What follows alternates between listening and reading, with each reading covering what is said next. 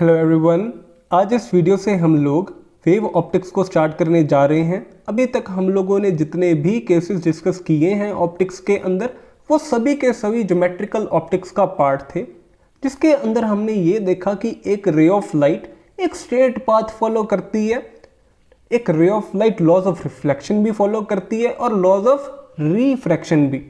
लेकिन इन सभी के पीछे के जो कारण थे ना, वो हम अच्छे से डिफाइन नहीं कर पाए थे उस दौरान।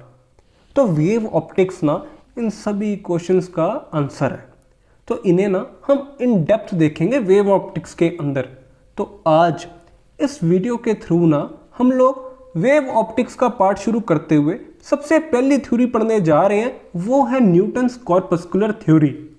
न्यूटन अंकल जी की देन। तो देखो, लॉज ऑफ मोशन के अलावा उन्होंने लाइट के अंदर भी अपना कंट्रीब्यूशन किया था। उन्होंने बोला light source emits tiny particles called corpuscles. वो बहुत ज़्यादा छोटे पार्टिकल्स एक लाइट सोर्स एमिट करता है, जिसको उन्होंने नाम दे दिया कॉर्पसल्स।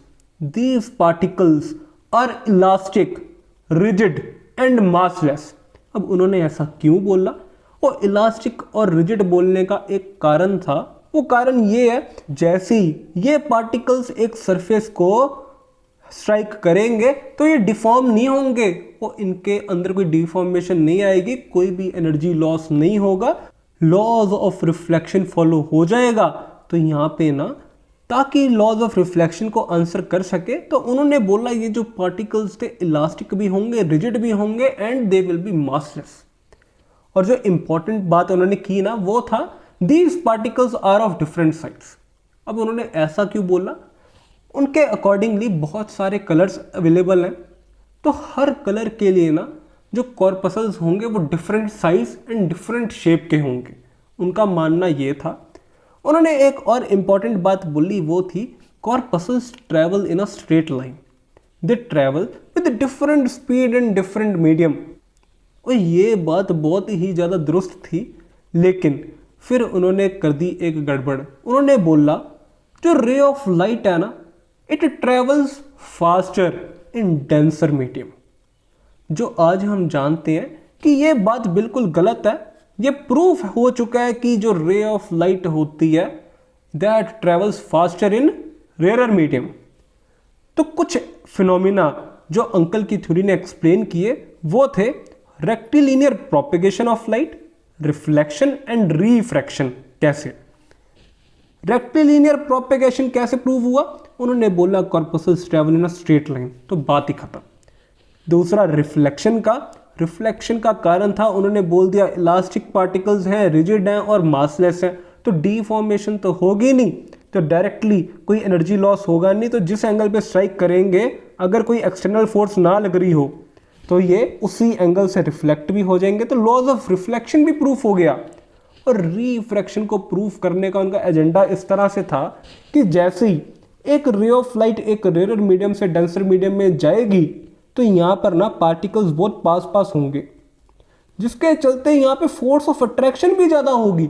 और फोर्स ऑफ अट्रैक्शन ज़्यादा होने के चलते ये जो रे ऑफ लाइट पहले सामने की तरफ जा रही थी, उसको अपनी तरफ खींच लेगा, तो ये टुवर्ड्स द नॉर्मल बेंड कर जाएगी। इस तरह उन्होंने ना रिफ्रैक्शन को भी बताया। सो इस तरह उन्होंने फिनोमिना ऑफ रिफ्रैक्शन को भी एक्सप्लेन कर दिया। लेकिन अब बात करते हैं कि इस पूरी थ्योरी के ड्रॉबैक्स क्या थे, क्यों ये थ्योरी फेल हुई। तो चलिए देखते हैं। दोस्तों, एक फौकॉल्ट अंकल थे, उन्होंने थ्रू एक्सपेरिमेंट्स ये प्रूफ कर दिया कि जो रे ऑफ लाइट है ना, ये रेयर मीडियम में फास्टर ट्रैवल करती है as compare to denser medium, जिसके चलते न्यूटन थ्योरी को लगा एक तगड़ा सेटबैक। बाकी 2-3 चीज़ें और थी जो न्यूटन थ्योरी प्रूफ नहीं कर पाई। वो थी interference of light, polarisation of light and diffraction of light. ये 2-3 फिनोमिना कुछ इस तरह के थे जो ये न्यूटन थ्योरी प्रूफ नहीं कर पाई। और सबसे बड़ा सेटबैक था ये वाला कि भैया speed of light is greater in rare medium, और न्यूटन अंकल ने इसका उल्टा बोलना था। ये हमें फौकॉल्ट अंकल ने सिखाया थ्रू एक्सपेरिमेंट्स, तो जिसके चलते न्यूटन थ्योरी को हमने रिजेक्ट कर दिया। तो दोस्तों, नेक्स्ट वीडियो के अंदर ना हम लोग हाइगन्स थ्योरी पढ़ेंगे और उसके अंदर देखेंगे कि किस तरह वो थोड़ी इम्प्रूव्ड वर्जन था। मैं उम्मीद करता हूँ दोस्तों आप सभी को ये वीडियो समझ आ गई होगी। अगर इसमें आपको कोई भी डाउट हो तो प्लीज़ नीचे दिए कमेंट सेक्शन में ज़रूर पूछिए, और अगर आपको मेरी वीडियोस अच्छी लगती हों तो प्लीज़ मेरा चैनल सब्सक्राइब कीजिए। Thank you.